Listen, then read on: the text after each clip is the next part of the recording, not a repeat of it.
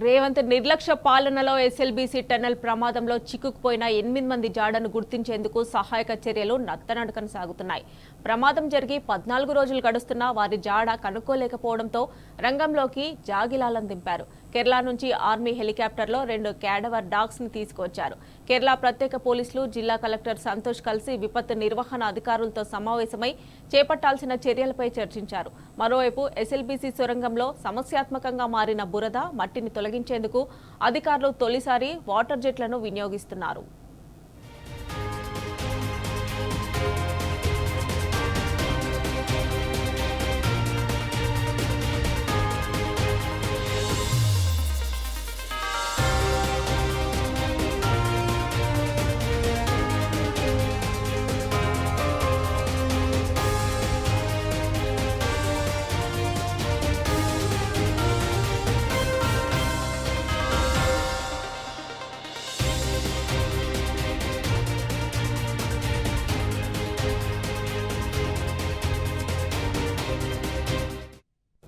ఇదే అంశానికి సంబంధించి మరిన్ని డీటెయిల్స్ మా ప్రతినిధి శేఖరాచారి అందిస్తారు.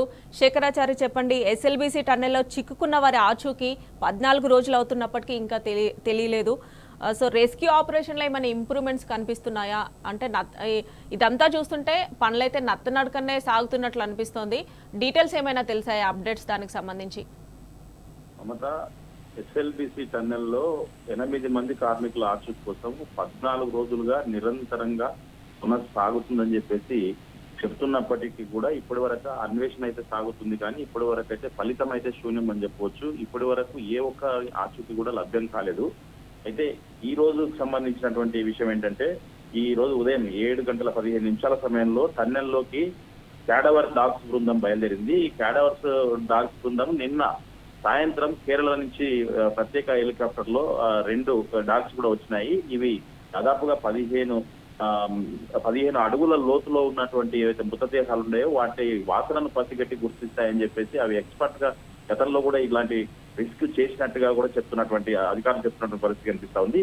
ఆ 2 డాగ్స్ ను లోపలికి వాటి సిబ్బంది కలిసి తీసుకెళ్లినటువంటి పరిస్థితి. అయితే వీటితో పాటు ఎన్డీఆర్ఎఫ్ బృందాలు వాళ్ళ సామాగ్రితో కలిసి దాదాపుగా 110 మంది టన్నెల్లోకి లోకో ట్రైన్ లో వెళ్ళినటువంటి పరిస్థితి. వాళ్ళు సాయంత్రం మధ్యాహ్నం తర్వాత 2 గంటల తర్వాత కూడా 2:30 ప్రాంతంలో వాళ్ళు బయటకు వచ్చే అవకాశం ఉంది. వాళ్ళు బయటకు వస్తే ఈ డాగ్స్ ఏమైనా లోపల పసిగట్టాయా, అసలు ఎలాగైనా గుర్తించాయా అన్న ఆ విషయం బయటకు తెలుస్తుంది. మనం 2:30 వరకు కూడా వెయిట్ చేయాల్సి ఉంటుంది. తర్వాత సహాయక బృందాలు అయితే లోపలికి వస్తా ఉన్నాయి కానీ లోపల పరిస్థితులు అంత అనుకూలంగా లేవు. వాటర్ వస్తా ఉంది, బురద ఉంది. తర్వాత ముఖ్యంగా ఏదైతే ఆ మిషన్ ఉందో ఆ మిషన్ కి సంబంధించి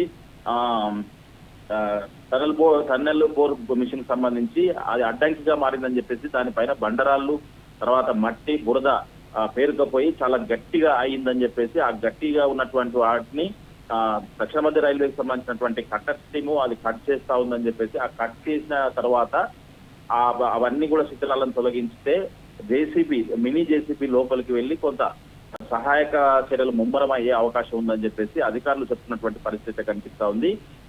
టన్నెల్ లోపల సంబంధించినటువంటి కొంత ప్రమాదం కూడా మళ్ళీ పొంచి ఉందన్న విషయం కూడా మనకు బయటకు తెలుస్తా ఉంది. ఏవైతే సెగ్మెంట్స్ పైన ఉంటాయో ఆ సెగ్మెంట్స్ క్రాక్స్ వచ్చాయని కూడా చెప్తా ఉన్నారు.